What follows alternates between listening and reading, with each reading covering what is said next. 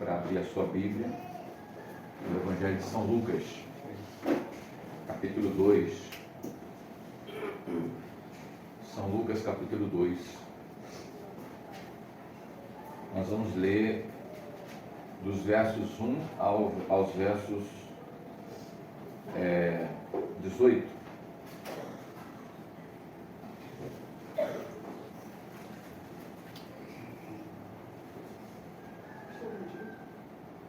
São Lucas 2, do 1 a 18. Por que os anjos cantam?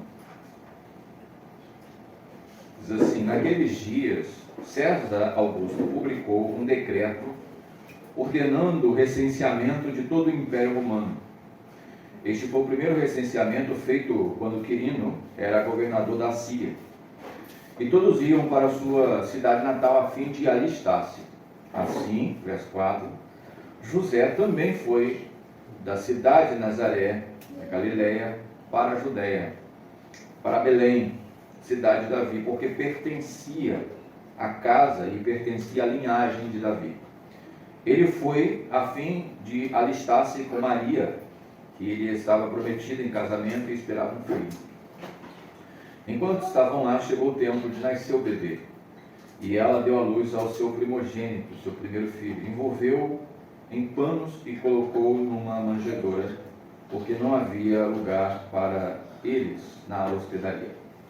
Havia pastores que estavam nos campos próximos e durante a noite tomavam conta dos rebanhos. E aconteceu, verso 9, que um anjo do Senhor apareceu aos pastores, e a glória do Senhor resplandeceu ao redor deles, e ficaram aterrorizados, apavorados. Mas o anjo lhes disse: não tenham medo, estou lhes trazendo boas novas de grande alegria, que são para todo o povo.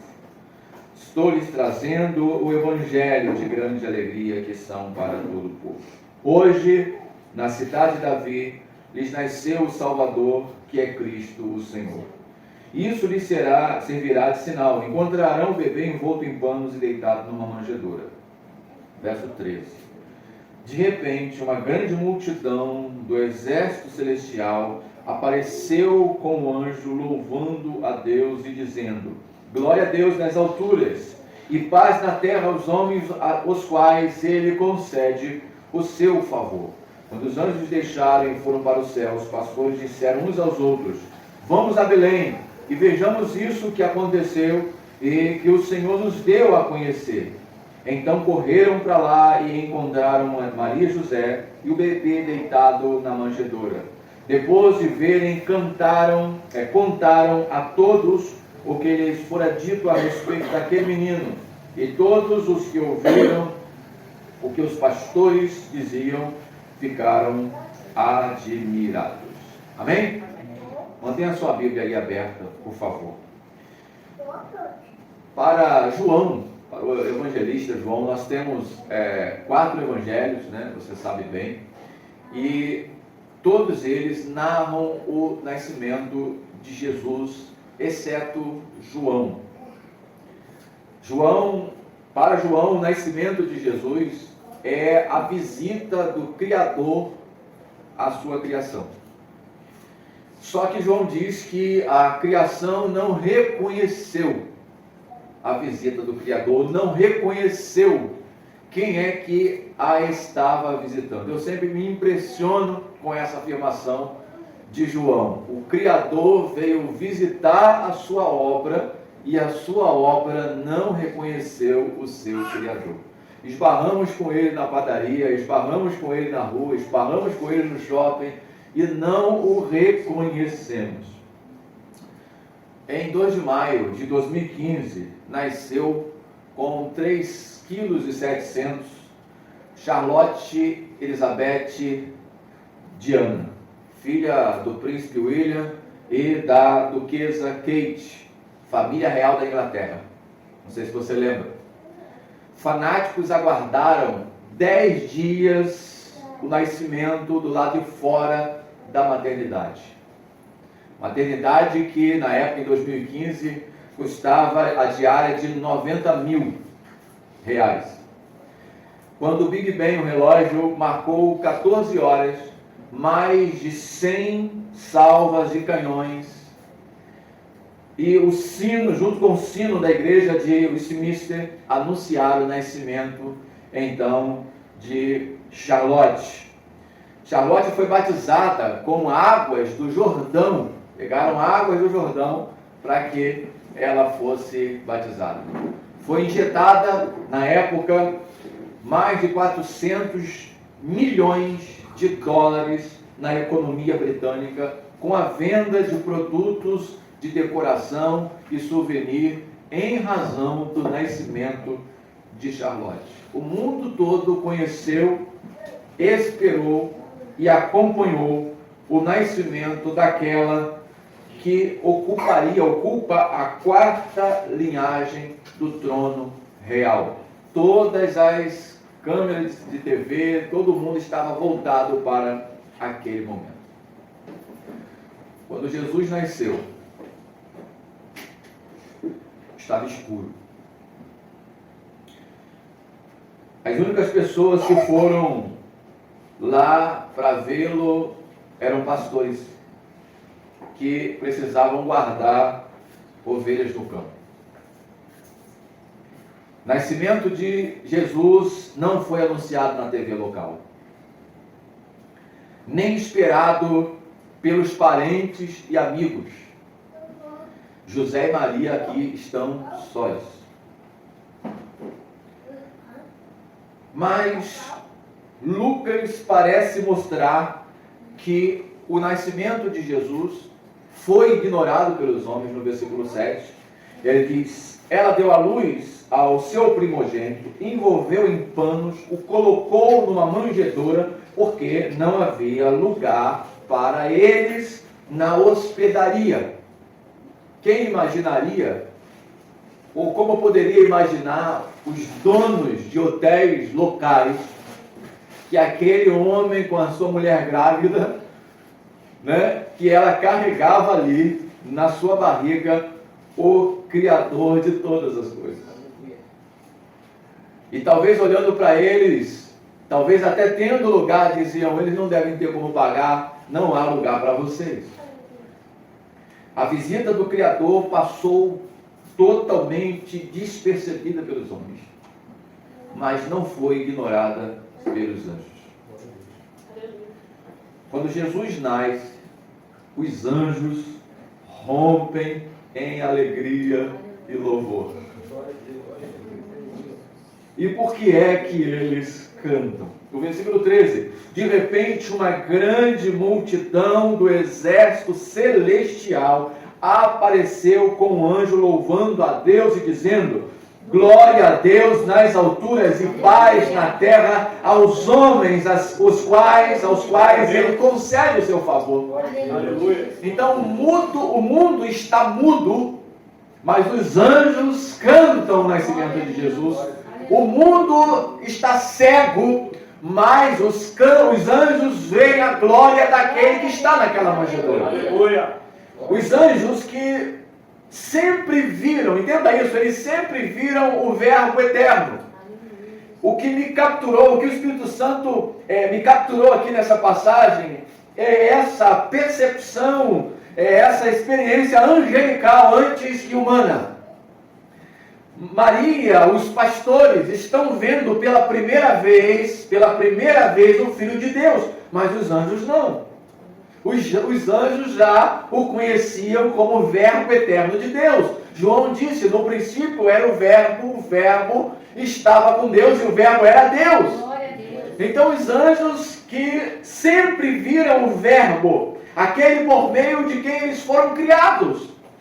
Agora, o Filho de Deus, eles adoram o Filho de Deus no corpo de um bebê, no corpo de um menino.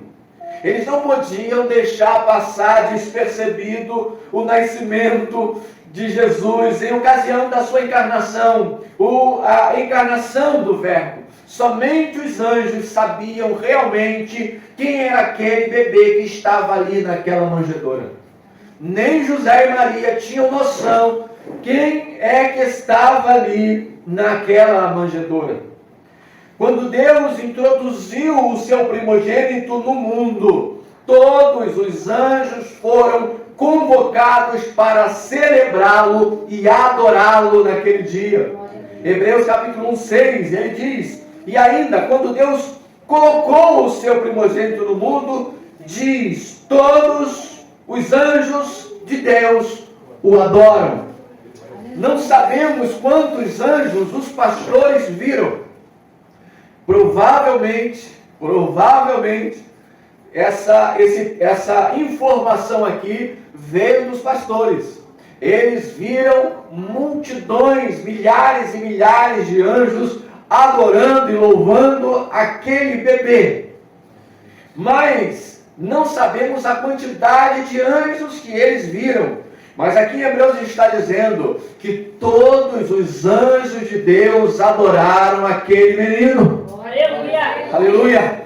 Deus ordena que os anjos o adorem, mas eles fazem isso com alegria. Eles fazem isso com o coração repleto de alegria. Agora, pense comigo. Os anjos são seres poderosíssimos. Poderosíssimos. Eles são criaturas, não são deuses, são criaturas. Mas em uma escala de comparação, eles estão mais próximos de Deus do que próximos dos homens. São seres espirituais, incorpóreos, assumem forma física para serem percebidos segundo a vontade de Deus, mas são seres de espírito puro. Então eles estão mais próximos daquilo que é divino do que daquilo que é humano. E eles são seres poderosíssimos, grandiosíssimos. Um anjo, apenas um anjo, diz a Bíblia, lá em Isaías, apenas um anjo foi capaz de destruir 185.000 soldados. Eles não se submetem aos homens, são mais poderosos do que os homens, são mais sábios do que os homens, são mais puros do que os homens. Mas veja, todos os anjos de Deus estão prostrados diante de um menino, de uma criança recém-nascida, de uma criança pobre, aparentemente indefesa e desprotegida. Faz sentido essa cena? Não faz sentido essa cena. Para olhos e mentes naturais, não faz sentido essa cena. Todos os anjos de Deus prostrados, felizes e adorando um menino recém-nascido, uma criança ainda em seu cordão umbilical. Mas por que eles fazem isso? Por que eles adoram este menino? Eles sabem, mais do que nós, mais do que os homens, que só a Deus pertence a glória. Quando em Apocalipse, João teve a revelação de Jesus Cristo, ele viu um anjo gigante. Era um anjo imenso, porque eles são assim quando aparecem. João ficou tão impressionado que ele se prostra diante desse anjo. E o anjo disse: não faça isso, levante-se daí. Eu sou servo como você do Deus Altíssimo, só a Deus adorarás. Então veja aqui essa cena, nós estamos vendo todos os anjos de Deus adorando uma criança. Mas quem é essa criança? Quem é esse bebê? Quem é esse menino? Esse menino é o Filho de Deus. Aleluia. O Criador de todas as coisas. Quanto favor, irmãos. Quanta graça de Deus. Quanto amor e quanta misericórdia pelos homens. Deus teve ao encarnar, ao condescender-se conosco, ao esvaziar-se da sua glória, ao vir até nós, ao morar do nosso lado, o Verbo se fez carne e habitou conosco, e nós vimos a sua glória, a glória do unigênito. Veja o movimento divino, de cima para baixo, Leonardo Boff diz: todo menino quer ser um homem, todo homem quer ser um rei, todo rei quer ser um Deus, mas só Deus quis ser menino. Ele se esvazia da sua glória. Por quê? Ele não precisava disso. Nós precisávamos disso. Deus, em sua condescendência, se esvaziou e se fez presente para nós. É por isso que os anjos estão cantando. Agora, por quem eles estão cantando? Por quem eles estão cantando? Quando uma família real nascia, ali um bebê, um ministro, ele precisava estar presente para conferir se o filho era legítimo. Essa questão, dentro da realeza, é algo extremamente importante. Você vê isso na história, você vê isso em filmes, você vê isso em séries. Quando um príncipe, por exemplo, ele se deitava com uma mulher que não era de família real, essa criança, ela era marcada para o resto da sua vida como bastardo. Como bastardo, porque alguém de sangue real precisava se casar com alguém de sangue real para que o filho pudesse ter sangue real. Então, o ministro estava sempre presente quando o filho daquela família ali nascia, para averiguar se ele era de fato um filho legítimo. Lucas, ele dá aqui o veredito da linhagem real de Jesus. Diz que ele nasceu descendente do rei Davi. Veja, José era descendente de Davi, rei Davi. Portanto, Jesus nasce de família real e na cidade de Davi, Belém. Versículo 4: assim José também foi da cidade de Nazaré da Galileia para a Judeia, para Belém, cidade de Davi. Por quê? Porque ele pertencia à casa e à linhagem de Davi. Com esse detalhe, Lucas está aqui comprovando a linhagem real de Jesus. Ele é rei e senhor de Davi. Isso era muito importante para os judeus.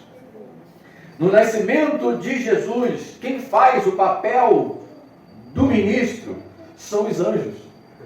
Os anjos é que estão ali para conferir. Eles dizem no versículo 11, os anjos é que dizem: hoje na cidade de Davi lhes nasceu o Salvador, que é Cristo o Senhor. Aleluia. Os anjos o chamam. Os anjos chamam Jesus de Salvador. Eles dizem aí: lhes nasceu o Salvador. Como nós poderíamos acreditar? Eu quero que você se imagine nessa condição, irmãos. Nós não estamos aqui lendo um folclore, nós estamos aqui lendo uma lenda, um mito, estamos lendo aqui uma narrativa. Estamos lendo aqui um testemunho. E os anjos viram para os pastores e também para Maria e José, e diz aí: aqui, estão vendo essa criança aqui? Estão vendo essa criança aqui? Aqui está o Salvador de vocês. E como é que a gente pode olhar para uma criança e acreditar que ela pode nos salvar? Que nela está a nossa salvação? Mas é exatamente isso que os anjos de Deus estão testemunhando. No corpo de uma criança aparentemente indefesa, está a salvação de Deus. Mas eles também dizem: ele é o Cristo. Lhes nasceu o Salvador, que é Cristo.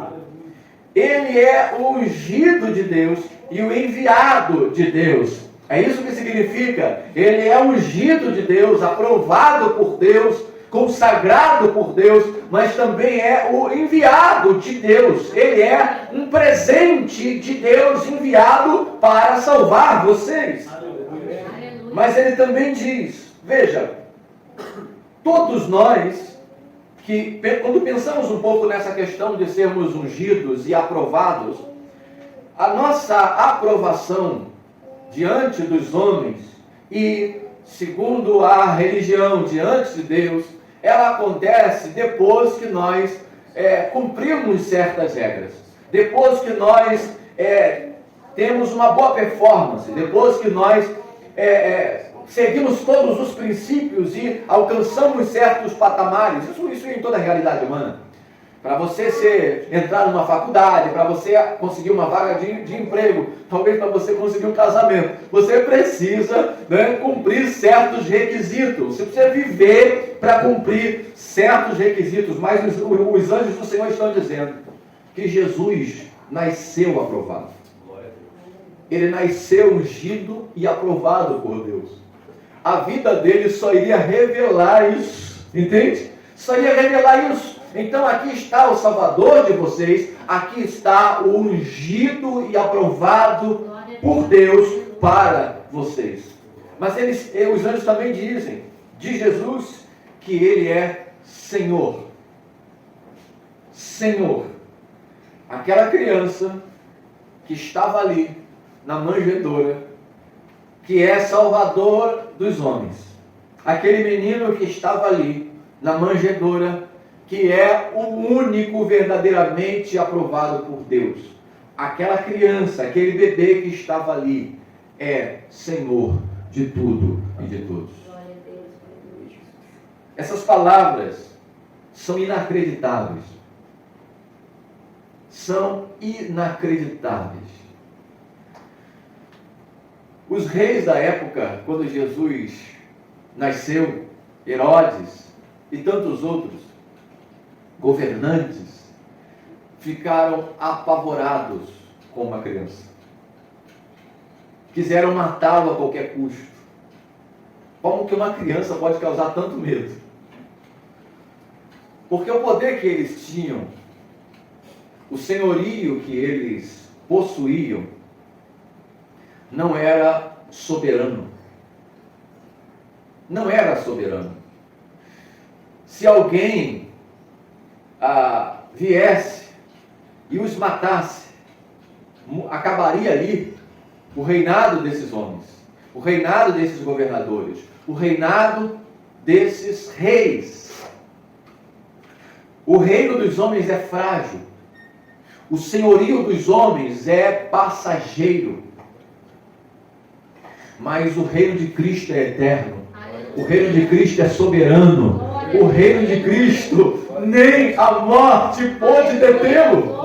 Quando mataram Jesus, o reino dele se estabeleceu então para todo sempre. Nem a morte pôde arrancar dele o seu senhorio. Mas aqui, esse rei, esse reino, esse Senhor é visto no corpo de um bebê. Os anjos sabem para quem estão cantando. Eles sabem muito bem a quem eles adoram. Você e eu podemos olhar para aquela manjedoura ao ler o texto, porque a leitura faz isso, e é assim que deve ser. Você deve ler e ver enquanto lê. Não há figuras na Bíblia, mas ela é escrita de forma que você tem as imagens na sua cabeça. A gente tenta representar isso em presépio, a gente tenta representar isso na Páscoa, a gente tenta representar isso, aquilo que a nossa mente cria com imagens através do que é lido. Então, quando nós vemos isso daqui, nós podemos ver uma manjedoura e uma criança pobre e indefesa. Mas não é isso que os anjos estão vendo. O que os anjos estão vendo é o Criador de todas as coisas, inclusive o Criador deles. Você pode imaginar um anjo falando com o outro? Olha lá quem nos criou, olha lá quem nos deu origem, olha de onde saímos. Eles estão agora vendo aquele que é a causa de todas as coisas.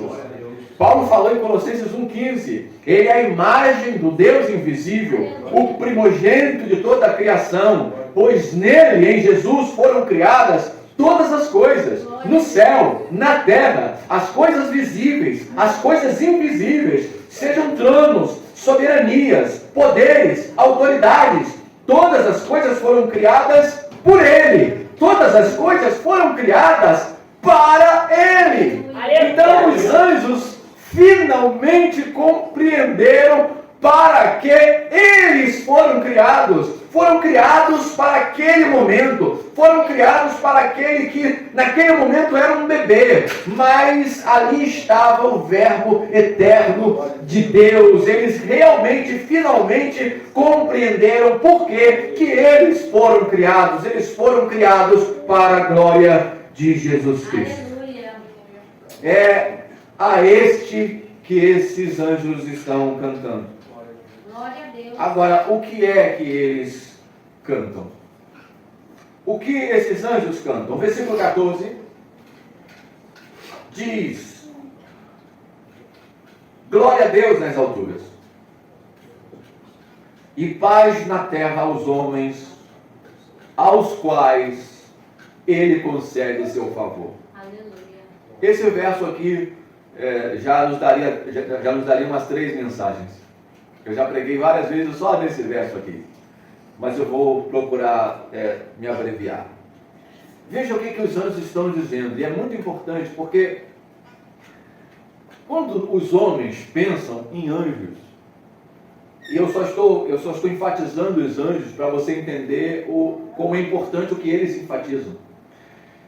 Quando a gente quer falar sobre algo elevado, nós pensamos nos anjos.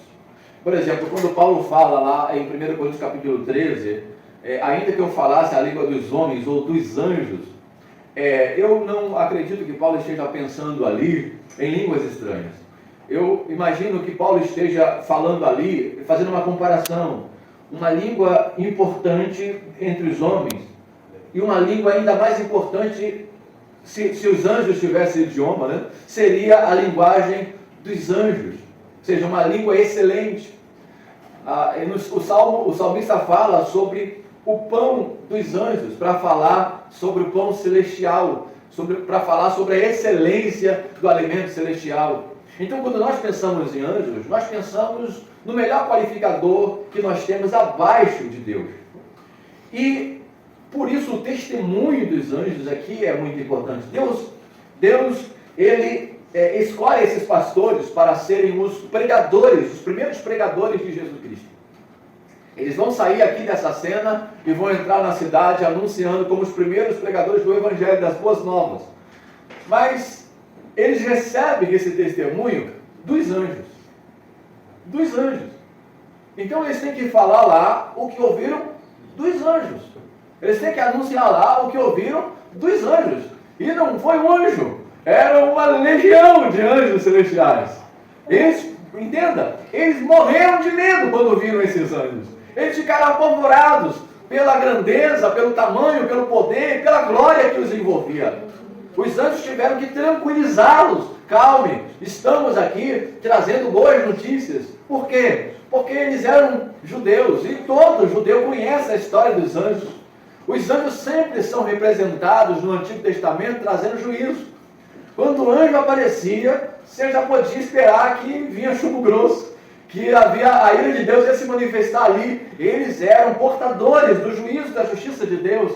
Então é compreensível que eles estejam apavorados, vendo não um anjo, mas uma legião de anjos. E os anjos têm que tranquilizar o coração desses homens. Mas veja o que esses anjos dizem: glória a Deus nas alturas e paz na terra aos homens. Os anjos dizem aqui que por causa do nascimento de Jesus, Deus está sendo glorificado nos céus. Glória a Deus nas alturas. Por causa do nascimento do Verbo, Deus está sendo glorificado nos céus. Enquanto os homens estão prontos para experimentar paz na terra. Qual é a relação entre a nossa paz e alegria aqui na terra e Deus recebendo glória nos céus pelo nascimento de Jesus? Porque é isso que os anjos queriam e querem que entendamos. O nascimento de Jesus liga essas duas coisas. Deus sendo glorificado nos céus e os homens recebendo paz na terra. Ok? E eu quero que você pense comigo aqui um pouco. O pecado ofendeu a glória da santidade de Deus. É oposta à sua santidade, oposta à sua justiça, à sua natureza santa, à sua natureza pura. Isso é o pecado. E só a justiça poderia vindicar a honra que a glória de Deus merece. A honra, a glória é ofendida. Só a justiça. Os anjos sabem muito bem disso. Você pode entender isso quando você pensa na disciplina dos pais aos filhos. Quando um pai dá ao filho uma ordem, o pai quer ser honrado por essa ordem. Existem duas formas do pai ser honrado nesta ordem que ele deu ao seu filho. A primeira é o filho obedecendo o pai. Então o pai é honrado pela obediência do filho, ok? Ou seja, a atitude voluntária e obediente do filho honra o pai. Mas existe outra forma do pai ser honrado. Quando o filho desobedece esse pai. Como é que o pai honra a sua ordem? Disciplinando o filho. O pai disciplina o filho, esse é o conceito bíblico da disciplina, para que a honra do pai não seja desprezada. Por isso que a Bíblia diz que a disciplina é boa. A disciplina é sinal de amor, mas também amor à honra do pai. A honra daquele que deu a ordem. Então Deus, digamos assim, Deus teria duas formas de ser honrado. Uma é se nós obedecêssemos fielmente todos os seus mandamentos. Se todas as criaturas obedecessem todos os mandamentos de Deus, Deus seria honrado. Mas não pense você que que a glória de Deus, ela é desonrada, ela deixa de ser honrada quando nós desobedecemos, quando os homens desobedecem os mandamentos de Deus. Deus não deixa a sua glória sem honra. Ele faz com que a glória dele seja honrada, seja reconhecida de supremo valor. E como que ele faz isso? Derramando a sua justiça, a sua ira, a sua disciplina. Então os anjos sabem muito bem o que é isso, porque quando os primeiros anjos pecaram, foi isso que Deus fez. Quando os primeiros anjos pecaram, Deus os baniu da sua presença para sempre e sentenciou esses anjos aos lugares mais baixos do abismo. O julgamento de Deus ao pecado dos anjos rebeldes foi a forma de Deus honrar a glória dele que havia sido ignorada. Você está entendendo isso? Faz sentido? No Éden, a glória de Deus foi novamente desprezada. Só que agora pelos homens. E não foi só no Éden, é do Éden para cá. Do Éden para cá. E a alternativa de Deus poderia ser dar aos homens o mesmo destino dos anjos rebeldes. Isso é terrível de se pensar. Alguém já me fez pergunta em aulas de teologia, professor, por que Deus não deu uma segunda chance aos anjos? Eles pecaram, Satanás pecou e já foi logo sentenciado. E aí eu respondo o seguinte: essa não é a pergunta mais importante. A pergunta mais importante é por que Deus nos deu uma segunda chance? Por que Ele não nos deu o destino que deu aos anjos rebeldes? Se a glória dele é aquilo que há de mais importante da realidade. Por quê? Então, Deus tinha essa alternativa. Essa situação ficou em suspense até esse momento aqui, do nascimento de Jesus. Porque, eu não sei se ele já disse aqui, os pecados antes de Cristo, pecado algum foi perdoado. Pecado algum foi perdoado antes da morte de Jesus. Todos os pecados perdoados no Antigo Testamento, na Antiga Aliança, na verdade eles foram tolerados. Deus os tolerou, é o que Paulo fala em Romanos 3, 26. Ou seja, Deus suportou aquele pecado. Ele literalmente colocou o pecado debaixo do tapete. Esse é o sentido da palavra expiação no Antigo Testamento, encobrir. Então Deus deixou o pecado ali. O pecado de Moisés, o pecado de Abraão, o pecado de Noé, o pecado dos santos do Antigo Testamento. Nenhum deles recebeu perdão até que o pecado fosse pago. Então, veja, há um suspense até esse momento, o nascimento de Jesus, inclusive para os anjos. Inclusive para os anjos. Deus poderia a qualquer momento levantar o tapete e dizer: chegou o dia de prestar contas. E chamar Abraão, Isaque, Jacó, Davi, Salomão e qualquer um, de onde eles estivessem. Você pode achar que é purgatório, estado intermediário, não interessa. Chamá-lo e dizer: olha, eu me cansei de tolerar o pecado de vocês. Eu vou vindicar o pecado de vocês sobre vocês. Ele poderia ter feito isso. Mas ele não fez isso. Ele prefere encarnar. Ele prefere nascer no corpo de um menino. Quando os anjos, então, veem ali o Filho, o Verbo eterno, o Filho de Deus, no corpo daquela criança, eles veem a glória de Deus sendo honrada nos céus. Porque Deus não enviou o seu Filho ao mundo apenas para nascer.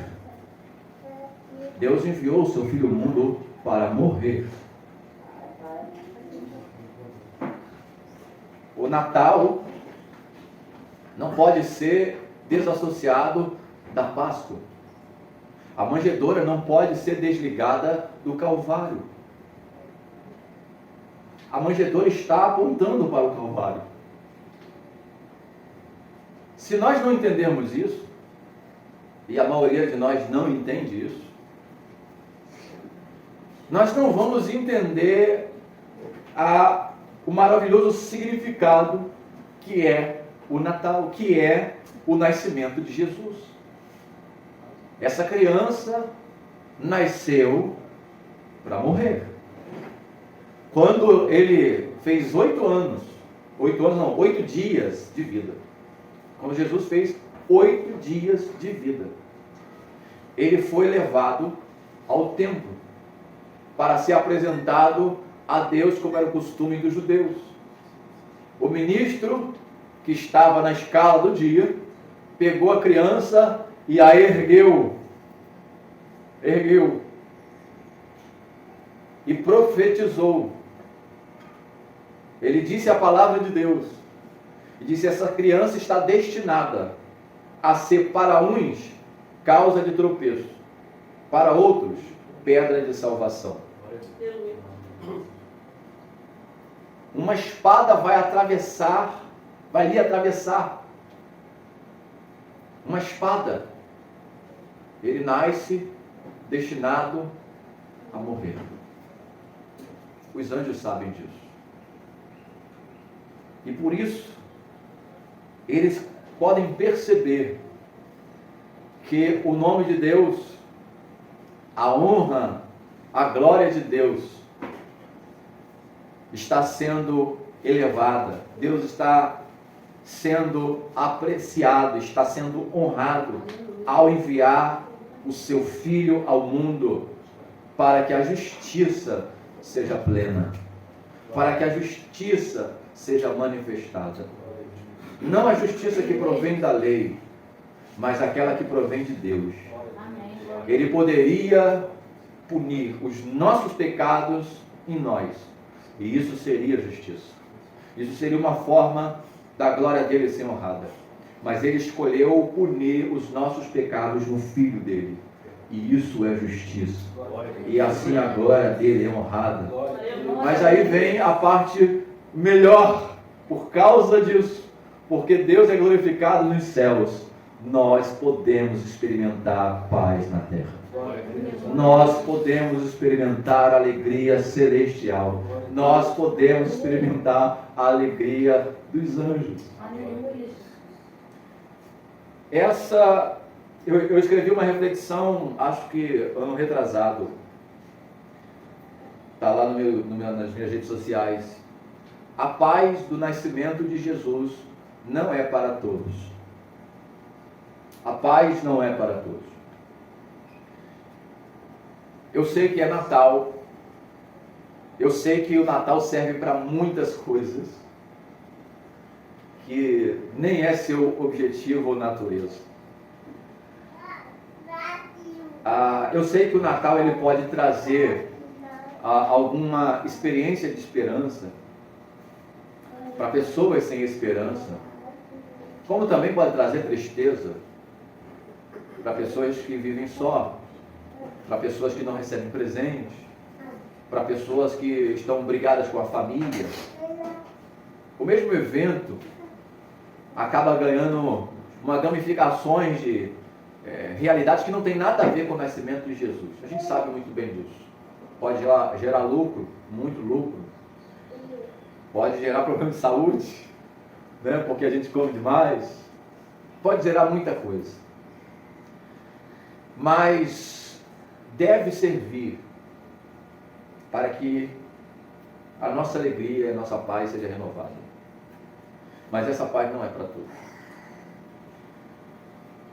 Porque o versículo 14 diz que glória a Deus nas alturas e paz na terra aos homens. Mas quais homens? Continua dizendo, os quais ele concede o seu favor. Glória a Deus. Essa paz só pode ser experimentada realmente por aqueles que recebem o nascimento de Jesus e a sua morte como favor, Glória a Deus. como graça, como misericórdia.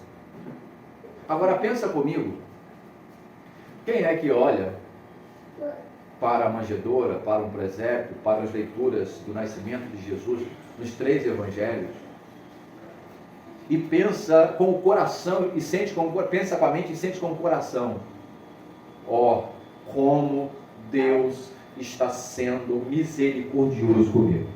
Glória a Deus. As únicas pessoas que podem pensar e sentir isso são as que se consideram pecadoras, que merecem a ira, que merecem o inferno, que merecem o afastamento de Deus e não a sua aproximação tão íntima.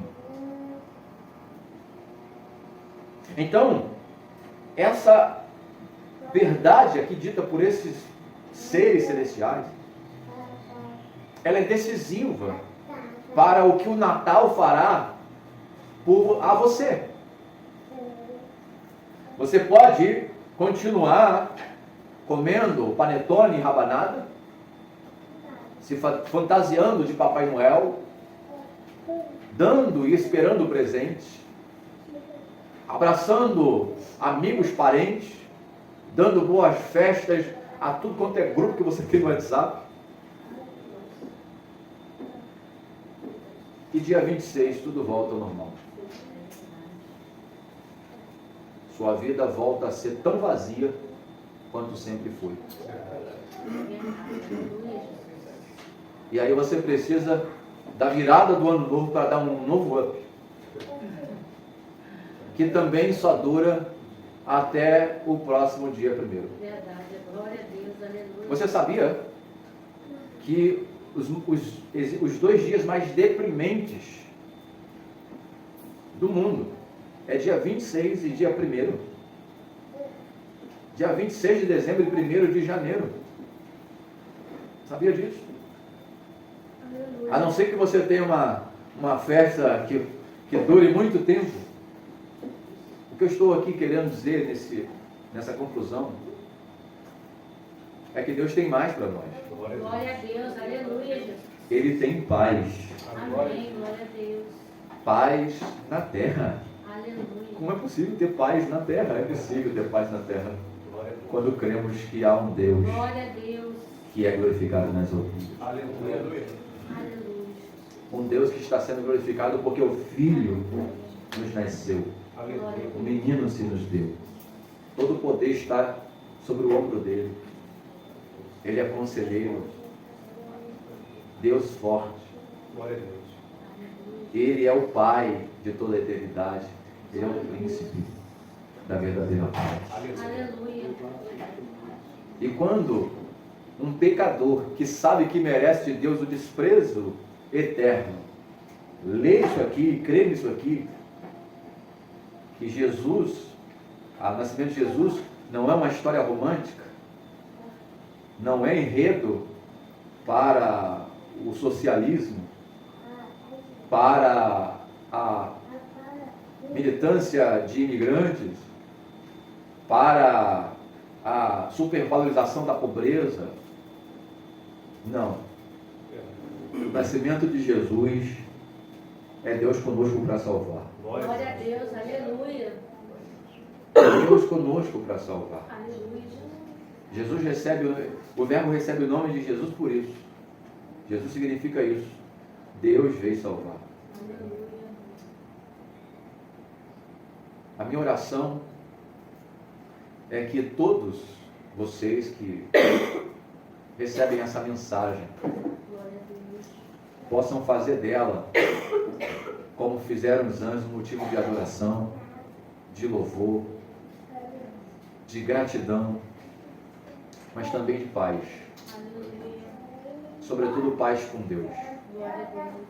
O fato de que Deus desce do céu à terra é a revelação de um Deus que foi ofendido, mas é Ele que estende a mão. Aleluia. A parte ofensora, nós somos a parte ofensora. Mas é Ele quem vem se reconciliar conosco. Aleluia. Ele é quem vem estender as mãos. Glória a Deus. Aleluia. Jesus. Aliás, Ele estende os dois braços. Ele morre por você. E Ele recebe você que o recebe. Glória a Deus. Vamos orar. Aleluia, Jesus. Senhor, obrigado. Porque o Senhor nos deu seu Filho. Talvez nós iremos